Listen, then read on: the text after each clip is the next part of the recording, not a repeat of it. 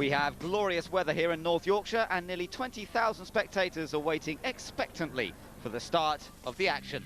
So to the grid for round 11 of the Green Flag British Touring Car Championship, and for the fourth time this year, James Thompson and Matt Neal share the front row of the grid, the Honda running lighter than the Vauxhall. Alan Morrison and Tom Chilton complete Honda's superb qualifying effort on row 2, lining up ahead of the works Vauxhalls of O'Neill and Muller, who's carrying maximum ballast. Also running heavy are the MGs of Reed and Hughes, while Rob Collard is fastest independent ahead of Colin Turkington in the MG, who managed only one flying lap. Revised rear suspension on the Team Halfords Peugeots put the smile back on Dan Eves' face. Next is Carl Breeze with his new teammate at GA Motorsport just behind. That's Paul Wallace. David Leslie qualified 15th with damaged steering. Phil Bennett had his time disallowed. And Danny Buxton's debut was marred by an uncooperative engine. Michael Benchwood has taken only his second pole of the year in the production class, but he's only 6 points off the championship lead. Alan Blencoe continues his recent run of form to be second in class, ahead of points leader and teammate Luke Hines. Jim Edwards is still in his venerable Honda Accord. He's joined by Jason Hughes in the Nissan Primera, making his debut in the BTCC. Likewise, Richard Marsh in the third Team Varta car. Tom Boardman's been put to the back of the grid for a minor technical infringement, and James Kay should have started 12th, but had a wheel come loose on the warm-up lap and starts at the back. So we're all set to go. 25 laps of the Croft circuit coming up. The red lights are on. They switch to green and away they go on the front row of the grid. And it's a great start from Matt Neal in the Honda. He slices across ahead of James Thompson on the run down towards Clairvaux for the first time. And indeed, James Thompson's been pushed back down to third place. Alan Morrison's in there. So it's the two Hondas, first and second. And behind them, the Vauxhalls. And it's James Thompson who's next up. And then Paul O'Neill is there. Now, what's happened to Ivan Muller? There's Muller. Ivan Muller's off at the first corner, Tim. Well, drama immediately. This is the first time that Ivan Muller's failed to finish a race. He's had a tremendous record so far, but he'll be ruining that first corner. Well, we'll have to see if we can find out what happened there. But Matt Neal is the one with the race lead. Ivan Muller out of the car. He's not happy at all. Let's see what happened. This is in car with Dan Eves. You've got Muller and his teammate Paul O'Neill just in front. But Paul O'Neill hits the inside curb, jumps out and knocks Muller wide. So the two teammates there making contact. And also in trouble is Rob Collard with lots of smoke emanating from underneath the car. Looks like a major engine problem there. Oil being sprayed out by the looks of things, and the safety car out, no surprise. Rob caught out by the curb at Clairvaux. If you straddle it, you break your thumb. Do you know who it was who hit you? Paul hit me, but I don't know if he hit me because he made a mistake or if he hit me because somebody pushing me on the back, which is possible because Reed, I think, was behind him, and which is many times when Reed is behind. But I don't know yet. I have to see the TV before to judge anything. So the safety car now just making its way back into the pits. We're all set for the restart here. Matt Neal and Alan Morrison, 1-2 for Honda at the moment, but Tom Chilton, I'm afraid, is a long way down. He didn't get off the grid very well originally. The green flag waves. Tom Chilton's way down in 7th, so I think the chance of these three drivers winning themselves in NSX supercars are a little bit of a long shot at the moment, Tim. This was their very best chance with 3 out of the top 4 in qualifying, but Tom got too much wheel spin off the start line and he's slipped back. But it's Dan Eves that's really the big improver, up to 6th. Yeah, that's a great effort in the orange Peugeot. There he is, up to 6th place. Behind them, Chilton, then is Warren Hughes, and then David Leslie just bringing up the rear of this particular group in the Proton Impian. But it's the Hondas that are in control at the moment. Matt Neal looking for his 3rd win of the season. But just remember, as we've seen so many problems this year already, let's just hope they can hold it all together as they come through. You can see the dust there that's been laid down over the oil that Rob Collard lay. That's plain old cement dust, which is the best thing for soaking up fully synthetic racing oil, and they need it through this flat-out 6th-gear Jim Clark S's.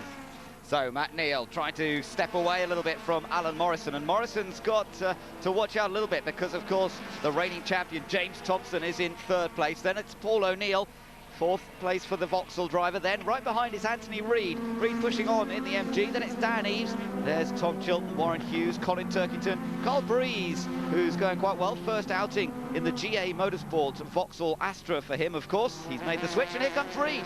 Reed makes the move on Paul O'Neill, and that puts him up into 4th place. And that was a late lunge down the inside. It was a late lunge, but a very effective one. He blocked past him, got up the inside, managed to ease him out a little bit wide on the exit. Good pass by Anthony. So, 4th place for the MG now, going after the Vauxhall of James Thompson. Tom Boardman leads in the production class, Michael Bench was 2nd. This is the battle for 3rd, and Luke Hines has just got up the inside there of Jim Edwards. So Luke Hines, who leads the points in the production class, into a clear 3rd place, but that's maybe not so clear. Oh, and something's happened to Phil Bennett down at the first corner. I wonder what's going on here. Well, he's got some damage on the front, so I guess he's run wide. We're looking at a replay now. He's run wide through Clervaux, gets into the gravel, sideways. He's totally out of control now. Out and bullseye, straight through the middle of the tyres. Well, not great for Phil Bennett, but look at this battle as well. Anthony Reid still under attack from Paul O'Neill. O'Neill hits Reid. He's completely crossed up. Sideways, Reid gathers it back together, and Paul O'Neill's gone past. But that was a little bit of a brutal way of doing things. It was effective, but certainly not the way the textbook suggests. Just on board now, and he locks up over the bumps, has nowhere to go, slams in the back of Reedy, who does a brilliant job not to spin. Yeah, amazing recovery from Anthony Reid, but he lost that 4th place that he'd earned by going past the hairpin. Here are the top 3. As you can see, Matt Neal's got away a little bit, and that's because these two are busy dicing. Morrison's really having to defend. Thompson's got the inside on the exit of the hairpin. Morrison, though, of course, will have the inside line for the next right-hander. Yeah, good switchback manoeuvre by James Thompson, but really, unless you get in front of that Honda, he's going to blow you away down the straight. Very fast in a straight line, the Honda Civic Type R. The Astra behind, trying to make the most of the great handling from the chassis up through the chicane. They're flat out through this section, remember, bouncing over the curbs a little bit, but little to choose between Honda and Vauxhall through there. All the drivers making use already of where the tyres have been removed by Phil Bennett to widen the line into Hawthorns. Down towards Tower. This is where we saw the contact between O'Neill and Reid. It's a little cleaner here between Morrison and Thompson, but Thompson knows he has a tremendous opportunity in this race now to gain points on Ivan Muller. His championship rival, Muller leads the series, of course, but with him being out of the race, what a great chance this is for Thompson, and he'd like to be able to get past Morrison and score a few more points. Secretly, he'll be delighted to have seen Muller in the gravel on lap 1, but he knows he can't take any chances. 2nd would be much better than 3rd. He doesn't expect to beat Matt Neal in that lightweight Honda, but you're right, he would love to get 2nd. Well, there's still some way to go. The pit stop still to come as well, of course. And just a little lock-up of the brake for Irishman Morrison. Morrison yet to win a round of the British Touring Car Championship this year, but at the moment he's just got to work hard on defending 2nd place. And in fact, Matt Neal coming into the pits, and so does James Thompson. So early pit stops being made here by both the race leader and the man in 3rd place. Now, what's going to happen in this pit lane battle? We've seen places change this year as a result of pit stops. That looked pretty good from the Honda crew. Away gets Matt Neal. Oh, and that's just as Anthony Reid comes in. Almost contact. Very close. Good safe pit stop by the Honda crew. Brand new tyres going on the front of Matt Neal's car. Scrub tyres going on the front of Anthony Reid's. Reid gets away safely. Good clean stops, as you say, and Matt Neal stays in front of James Thompson. So, of course, this means that Alan Morrison is now our race leader. Not been into the pits yet himself, so he'll wait for his opportunity. And James Thompson coming out just ahead of Paul Wallace. Paul Wallace doing a good job. He's moved up from the production class, remember, to join the Tourers, another of the GA Motorsport cars. Thoroughly enjoying his outing in a real car for the first time. And he'll get a lesson here from the master, James Thompson. He can see just what an Astra's capable of. Yes, following in his wheel tracks. Now, here is our race leader. It is Alan Morrison. A lot will depend, of course, on his own pit stop. If he can try and get a quick lap in here before he makes his pit stop, perhaps a chance for him to close up on Matt Neal. But really, it was that battle with Thompson that he was involved in. And whether he comes out back in front of Thompson or not will depend on the pit stop. That'll be the critical thing. Tomo elected to take an early pit stop because he just couldn't find a way past Morrison, and he'll hope that he can get some speed up, and Morrison is slightly delayed in his pits. Let's see if he comes in. Yes, he does. He holds a tight line out of the hairpin, down in towards the pits then. It's quite a tight pit lane here, isn't it? Very tight, but they must get the speed down to that 64 kilometres before they hit the line. Stops in exactly the right place, and the front wheels are changed. According to the rules, they have to change 2 wheels. Up to them which they change, but of course all these front-wheel drive cars changing their front wheels, and Warren Hughes coming into the pits at the same time, putting scrub tyres on the front of the MG. Oh, that was a pretty good stop, 5.1 seconds. Great work from all the crews in the pit lane. as they come back out, Alan Morrison has, I think, managed to come out just ahead of Thompson. Yes, he has. Yep, status quo exactly as they were before, so that'll be really frustrating James Thompson. He'll be disappointed about his start. He's really struggled to get the car off the line consistently well this year, and that's why he's back in third. Well, Thompson's having a busy time of it at the moment. He's also competing in the British Rally Championship. He was very rapid on the recent Jim Clark Memorial Rally, led the rally at one point, winning some of the stages. A bit different here at Croft, of course. Here's our race leader in the production class, and he's got a pretty healthy lead over Michael Bentwood in second. It's Tom Boardman looking for another victory. Tom trying to sort of re-establish his reputation after that disastrous Rockingham outing when he touched the back of the BMW and sent him in the wall, and this is the best possible reply. Yeah, things looking good for Boardman at the moment, but Morrison's going slowly here, very slowly indeed. What's happened here? Alan Morrison, he was running in second place. Oh, that's what's happening. That left front wheel is not very well attached. In fact, it comes off completely, rolls across the track, just missed by Carl Breeze.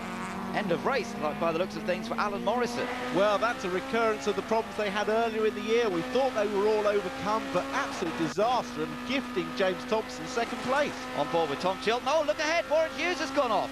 Disappears into the cornfield. And what happened there? Warren, what happened? I'm up in the cornfield. Eve's just almost stopped in the middle of the fast stuff, and I had nowhere to go, and I just spun it.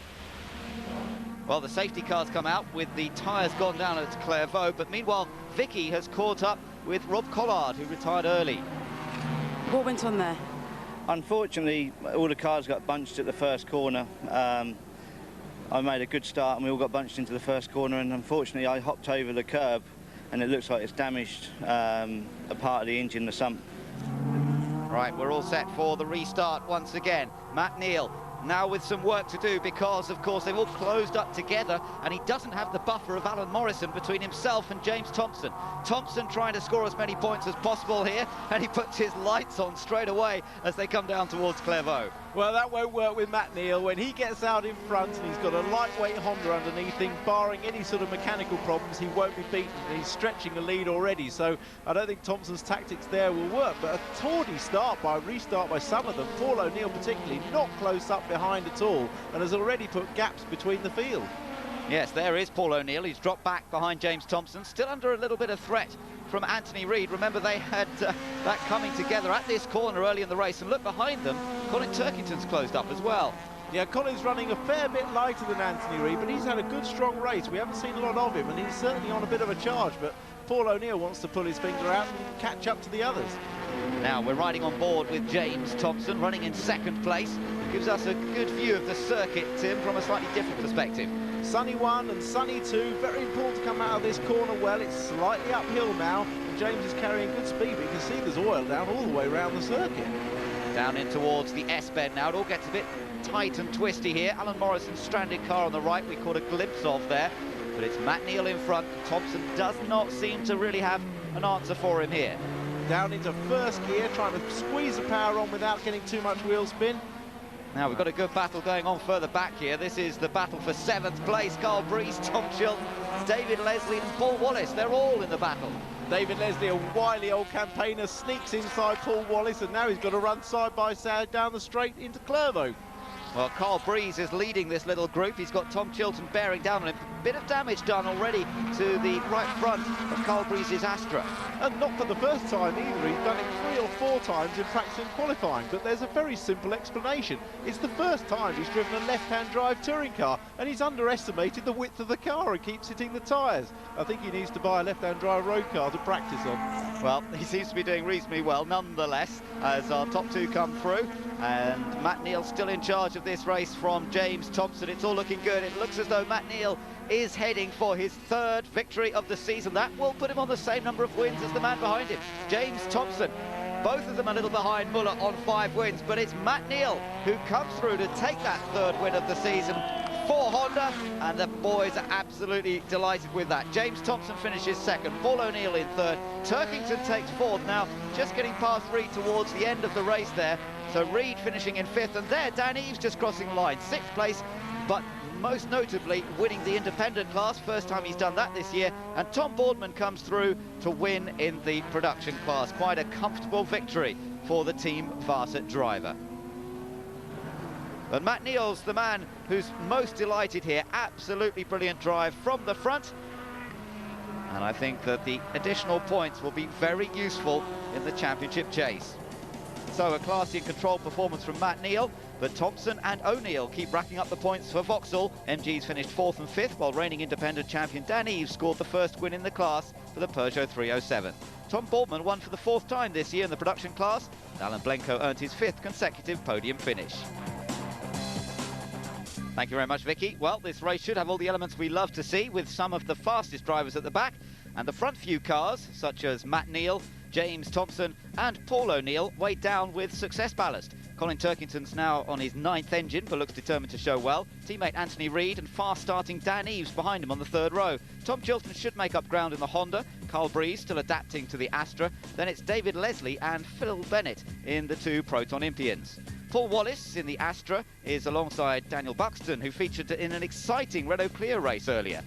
Then it's James Kay's Honda and Warren Hughes' MG. And back on row 8, we see the heavy-hitting lightweights, Alan Morrison and Ivan Muller, both with all ballast removed. Tom Boardman is on pole for the production class in the Team Varta Peugeot, now carrying 42 kilos. Alan Blenko is next, still seeking his first win in the class, while 3 times winner this year, Luke Hines, starts 3rd. Michael Bentwood needs to make the most of BMW traction off the line. Richard Marsh starts his 2nd race in the Peugeot 306. And towards the back, it's Jim Edwards, Jason Hughes and the front-running independent tourer of Rob Collard, who has to start last due to a sump change. All 24 cars are back out. I wonder how many will make it to the checkered flag in one piece. Well, that's the question. Let's see how it's answered. Away we go. Matt Neal making an initial break, but did he make a good start or not? Let's see as they head down towards Clairvaux. Well, Matt Neal has got away well, but James Thompson has not got away particularly well. Paul O'Neill's come up into 2nd place. Dan Eves again pushing. Anthony Reid's in there as well. Oh, and sideways in the middle, that was Carl Breeze. One of the MGs shoots across. That's Warren Hughes taking a very different line to everybody else. And as ever, it gets a bit frantic through that first corner. It's very narrow on the first corner. There's absolutely no runoff. The track ends and the gravel begins, and therefore there was a bit of contact there. Looks like Warren Hughes is slowing up. He must have been in there somewhere. On board with James Thompson at the start, and he just bogs down a little bit and doesn't get that initial drive. Through goes Matt Neal, and through goes his teammate Paul O'Neill, and a fast-starting Dan Eves, but he's got no option now but to charge down the outside and take the risk of staying on the track. He carries good speed, gets past Paul O'Neill, brilliant, up to 2nd place. So James Thompson is into 2nd place. There he is, right behind Matt Neal. It's Paul O'Neill in 3rd place, Anthony Reid in 4th position, and then Dan Eves in 5th place in the Peugeot 307. But Matt Neal, remember, now has a lot of ballast on board this Honda, and he's not getting away as Paul O'Neill here has a little look up the inside into the hairpin. Contact with his own teammate, James Thompson. Well, Paul's hit James Thompson in this race. He banned Muller in the 1st race. I think he's going to have to buy his own motorhome to hide out in. Well, across the line they come. Matt Neal in the lead with Thompson and Paul O'Neill, then Anthony Reid in 4th, and behind them Dan Eves under pressure there from Tom Chilton in the other Honda. Remember, Ivan Muller and Alan Morrison both trying to work their way up from the back of the touring class. They've already picked off a few, so we'll keep our eyes on to see whether they're going to be able to catch up towards the leaders. But for the moment, Anthony Reid here is the one who's closing up on Paul O'Neill. They're coming down towards Tower, the right-hander where they actually made contact, remember. Paul O'Neill hit Reid here earlier. Reid comes back down the inside and makes it look very simple to get past. Very good out-braking manoeuvre, very stable on the brakes. Reedy carrying no ballast and looking very racy in the early stages here. Now, we've got another replay at the start. This is on board Rob Collard, who started behind everybody, all the production class cars as well. Well, he's got a power advantage over the production cars, but look how everybody moves to the right and leaves the gap wide open for him on the left, and he just charges down there, brakes late, and look, he's almost up behind Muller. He is, in fact. Fantastic start by Rob. So, cutting his way through the traffic, Rob Collard trying to win the independent class, of course, after losing all the oil in the first race. Really had to jostle for position here through the chicane, but he managed to get into position following Ivan Muller. And trouble here for Daniel Buxton, the man making his debut in the Tourers this weekend. And it looks as though there's some damage to that car. I don't know if there was an incident out on track. most likely, and it looks as though his race is run. Meanwhile, back with the race leaders, and again, Matt Neal is not breaking away. How different is this to the first race? Now with 42 kilos of ballast, Matt just can't stretch it away despite a clear track in front of him, and Tomo's looking very, very aggressive behind him. But so is Anthony Reid. Remember, he's got past Paul O'Neill already to move up into third place, up towards the hairpin, and Reid's gone down the inside. He gets past James Thompson. He really caught James Thompson out there, but he's moved cleanly into second. Yeah, clean and decisive manoeuvre, exactly what you've got to do. You've got to put the whole car alongside the car in front, not just touch his rear wheel. You've got to get exactly alongside, and Anthony pulled that off perfectly. Now, James Thompson under pressure there from Paul O'Neill, but O'Neill slots in behind him as they come through that tricky Clairvaux corner, and now heading around, and there is Daniel Buxton's car still being worked on, and it really doesn't look very promising for him to be back out in this race. They'd like to get it out to score some points, but I don't think that car's going anywhere. Look at Reedy now up behind Matt Neal. That he came from a very long way back and just got through in time. That's to the lead, so Anthony Reid and the MG's got past, and Thompson as well. He's got past Matt Neal, who lost momentum as a result of that, and he's dropped to third place, and now it's all changed. Anthony Reid leads this race, James Thompson's in second, and Matt Neal's back down in third. Anthony Reid's aggression in the early part of this race has really paid off. He passed Paul O'Neill earlier down at that corner, so he knew it was possible. Matt Neal made it a little bit harder for him, but he still got through. And I tell you what, Ivan Muller's joined the back of this queue. Just see him at the back there. He's come up from the back. He's doing brilliantly, and he's now in that lead group battle. And talk about lead group battles. Look at the production class all coming through. Not much between them, particularly the top four. Tom Boardman just at the front of the queue, looking for a second win, and David Leslie's car being worked on furiously by the Proton mechanics. Some problem with the bonnet, they're taping it up busily there. Now the leaders coming past us once more. Anthony Reid in front, he's pulled away quite a bit. James Thompson in second. Now further back, Ivan Muller getting past O'Neill. He's already got past Tom Chilton, and now Muller beginning to make his presence felt. That's put him up into fourth place already. And not far behind either. It just shows how fast this Astra is running this light. He's making full use of it. Remember, we haven't had a safety car. He's done this on pure pace. Yeah, so great stuff from the Frenchman. We expect no less. He leads the championship. He's had 5 wins so far this year. Could it be his year?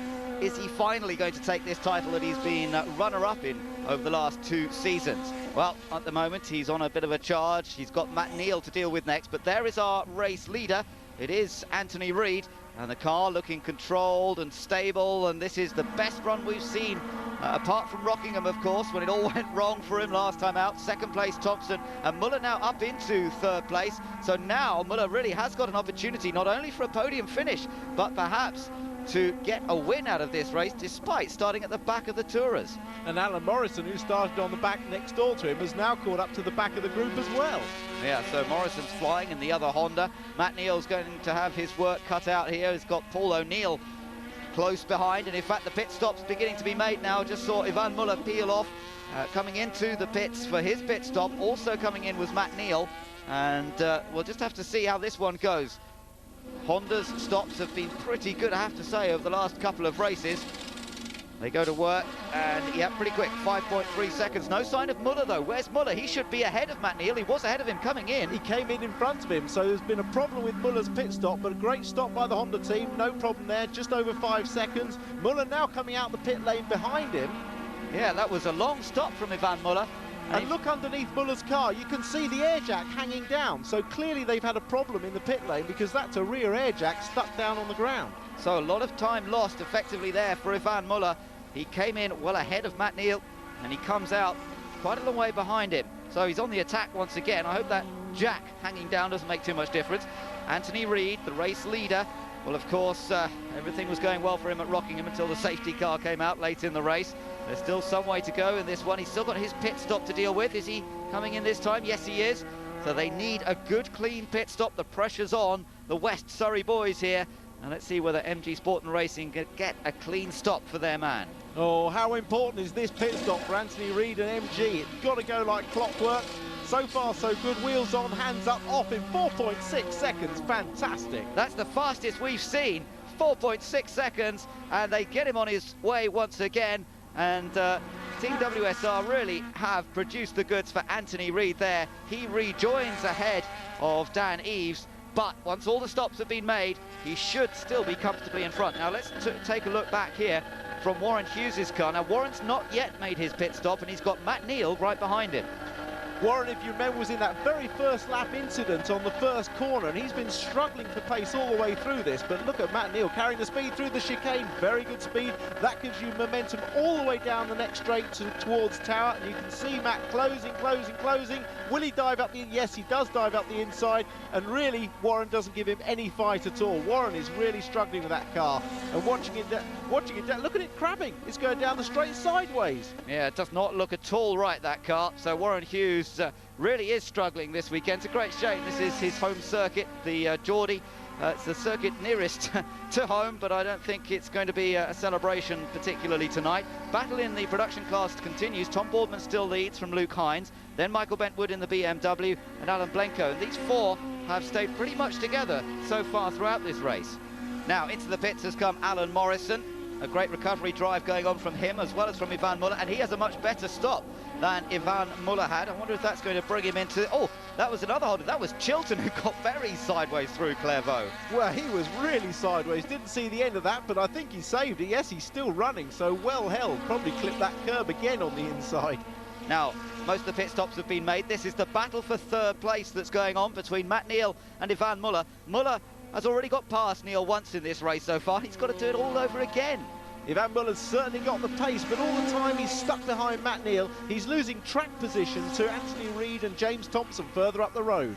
Yes, those two are well ahead at the moment. Anthony Reid has a very comfortable advantage, I have to say, but Muller's on the attack. Down towards Barcroft and then into Sunny in and Sunny out. That's what these two corners are called. There's not much space to get past here, but what Muller's trying to do is set himself up for the end of the lap. That's absolutely right. He's trying to pressurise Matt into little mistakes. He made him defend going into Sunny, and he's defending now coming up to the end of the lap. So he's basically all over him, just looking for a gap. Into the S bend and then up towards the hairpin. Now he might try and make a dive up the inside. We've seen Anthony Reid very effective here, but no, Muller doesn't do that. And meanwhile, Tom Chilton's gone off. And he's by the side of the track, and here we go. Muller and Neal are now side by side down the straight. Now who's going to get the edge? Absolutely nothing. There are just millimetres separating those two cars. Nothing there at all. They're both, who's going to break the latest? We know it's tough on the outside. Muller locks up, slots in behind, doesn't run out wide. Now they're up to the Hawthorns bend, and Muller gets an inside edge, gets an inside line. Can he push alongside? Yes, he can, but there's only one car can get into the chicane first, and it's Muller. Oh, that was great stuff from Ivan Muller, squeezing his way through there. He's been setting Matt Neal up for almost a whole lap, and he finds an unusual place to get through. Tom Chilton with some damage, but he is rejoining by the looks of things. But that 1-2-3 for Honda, certainly out of the question in this race. No NSX for them this time either. Now, this is the battle that's going on between Carl Breeze and Rob Collard. It's the battle for 8th place overall, but it has become the battle for the lead in the independent class because Dan Eves had some sort of problem, and these two are now dicing over the win in the Hilton Independent Trophy. Rob Collard, of course, started at the very back of the field, having had to change the sump between races, and now he really wants a win to take something from the weekend. But so does Carl Breeze, making his debut with the GA Motorsport team, so they've both got a lot to fight for. And, of course, in similar cars, both in Vauxhall Astras, ex-Works cars, and now run independently. And Carl Breeze, of course, with a bigger team. Rob Collard, very much a homespun team. They run the car themselves, but he's on the attack here and looking for a way past. Breeze just defends the inside line quite fairly into Tower. Well, Rob's been fighting against Gavin Piper in that car for the first half of the year, and it looks like he's going to be fighting Carl for the second half of the year. So up through the quick S-bends here, and Carl Breeze just controls it nicely, driving well, neat and tidy. There is Dan Eves. He is out of the race. We thought he had problems. It's not going to be a second win of the day in the independent class for the Team Halfords Peugeot, but Rob Collard might do it because he's just got past Carl Breeze. Fantastic. We didn't see it. Must have been down at Sunny. Maybe Carl Breeze just ran a little bit wide and that let him through, but he's got first place. So Rob Collard leading in the class. He'll be delighted about that. Just has to hang on for a while now because Anthony Reid, the race leader, is on his last lap, and he has dominated this race. There has been no safety car like there was at Rockingham, which closed them up, and then of course Reid made that Tremendous mistake under braking for the hairpin, overcooked it completely and lost the lead of the race. This time he's been in control ever since he got in front, and I don't think he's going to make a mistake now. He's driven an exemplary race, aggressive at the start, good touring car driving, and then not a mistake for the rest of the race, and good teamwork as well. Anthony Reid comes through to win round 12 of the British Touring Car Championship. It's the first win of the season for MG. Delight for the boys.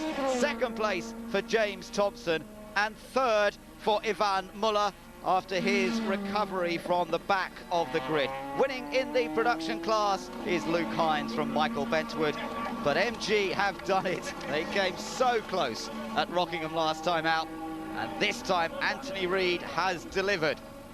He can now celebrate what has become a long overdue first victory of 2003. Anthony Reid has that winning feeling again, having dominated round 12 of the British Touring Car Championship. Behind the happy Scot, James Thompson managed to outscore Ivan Muller, but the Frenchman's drive from the back was matched by Alan Morrison in the Honda. Matt Neal achieved his best Race 2 result of the year, while Rob Collard battled hard for his third Hilton Independent win of the season. Luke Hines made it 4 wins in the last 6 races, with championship rival Michael Bentwood not far behind. There's delight and relief at the MG camp here at Croft. Dick, you must be really pleased after all your hard efforts, a win at last. Yes, yeah, we were encouraged at Rockingham getting second and third, so to go one stage further here with the first is very happy for everyone, because there has been a lot of hard work going on behind the scenes. Very pleased. Scored good points. At this point, I didn't convert one of the races to a victory from pole position, but such is life. Really pleased. The car's gone exceptionally well. From the back of the grid onto the podium, are you pleased? Yeah, I'm pleased. Before the race, my engineer say, okay, if you can bring 3 or 4 points at home, we will be happy. I think we done a bit better. Unfortunately, my engineer and myself, we done a small mistake on the pit stop. I lost too much time compared to Jimmy, and that cost us the second place. But podium is good from where I start.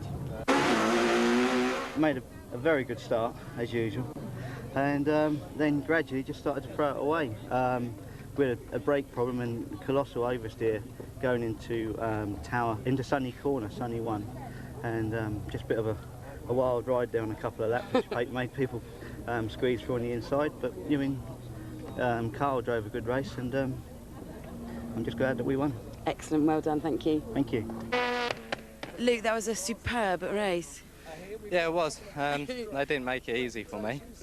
And the last 6 laps, all of a sudden there was a big gap and could cool down, but every lap got so hot. No, it was good. I was happy about that. James Thompson's visit to his native Yorkshire has been profitable, as he's closed the gap to Ivan Muller with 6 races still remaining. Paul O'Neill defended 3rd overall, but Matt Neal has become his closest challenger, and Alan Morrison now finds himself level with Reid. By contrast, Warren Hughes scored just 1 point from Croft. Luke Hines has managed to slightly extend his title lead in the production class, but only 18 points separate the top 3. Jim Edwards had a miserable time here, failing to score any points at all, and Tom Boardman went out of the second race with a broken drive shaft.